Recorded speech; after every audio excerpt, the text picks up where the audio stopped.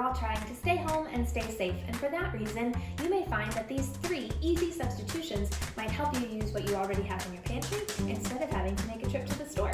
Let me show you. Buttermilk is a really common baking ingredient for things like pancakes and biscuits, but I never have it on hand because it's not something that we drink. But you can make it out of just regular milk.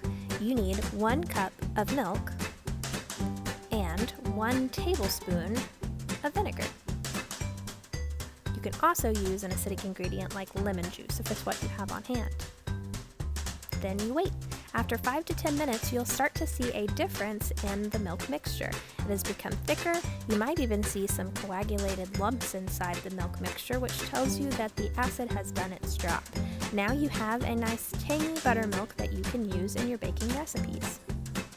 Now, unless you have a garden of fresh herbs in your backyard, you may not have all that much access to fresh herbs. If that's the case, I'm here to tell you that you can utilize dried herbs in the place of fresh herbs in some recipes, particularly recipes that use longer cooking time and that use liquid.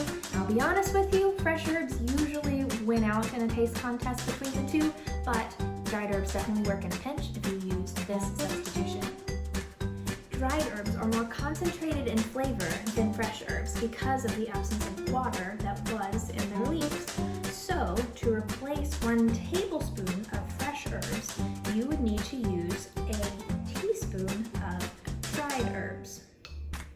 Now, there are 3 teaspoons in 1 tablespoon, which means that I use 1/3 of the amount of dried herbs to replace the amount of fresh.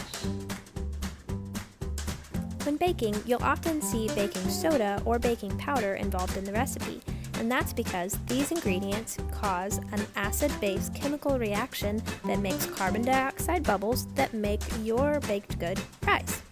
Even though these ingredients do similar things in a baked good, they're not the same thing, and they cannot be used interchangeably. Now, if you find yourself out of baking powder, the good news is you can make it.